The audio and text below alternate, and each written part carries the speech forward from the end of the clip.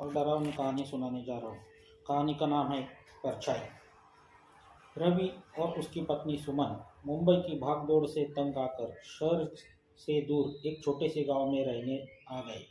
गांव में उन्होंने एक पुराना लेकिन बड़ा बंगला किराए पर लिया, जो काफ़ी समय से खाली पड़ा था। बंगले के मालिक एक बूढ़े व्यक्ति थे। उन्होंने कहा, बंगला बहुत अच्छा है, लेकिन यहाँ कुछ अजीब बातें होती है। रात में अकेले बाहर मत निकलना। रवि ने हंसते हुए बात टाल दी, लेकिन सुमन के मन में डर बैठ गया। पहले कुछ दिन सामान्य रहे, लेकिन एक समय रात को सुमन को नींद में किसी के चलने की आवाज़ आने लगी। जब उसने रवि को उठाया तो आवाज़ें बंद हो गई। धीरे धीरे घर में और भी अजीब घटनाएं होने लगीं। दीवार पे अचानक हाथों के निशान दिखाई देना, आईने में किसी की परछाई दिखाई देना, घर के एक पुराने कमरे से आती रहस्यमयी सुगंध। अब रवि भी इन बातों को नज़रअंदाज करने लगा, लेकिन सुमन डरने लगी थी। बंगले का एक कमरा हमेशा बंद रहता था। जब रवि ने उसे खोलने की कोशिश की तो ताला जंग लगा हुआ था, लेकिन उसके बावजूद भी कमरा अंदर से बंद था। एक दिन सुमन को सपना आया। एक लड़की सफ़ेद साड़ी में जो उसी कमरे के सामने खड़ी थी और कह रही थी, मुझे बाहर निकालो, मुझे इंसाफ चाहिए। सपने के बाद सुमन ने ठान लिया कि उस कमरे का रहस्य सुलझाना होगा। रवि और सुमन ने मिलकर एक रात दरवाज़ा तोड़ा। कमरे के अंदर बहुत पुरानी चीज़ें थी।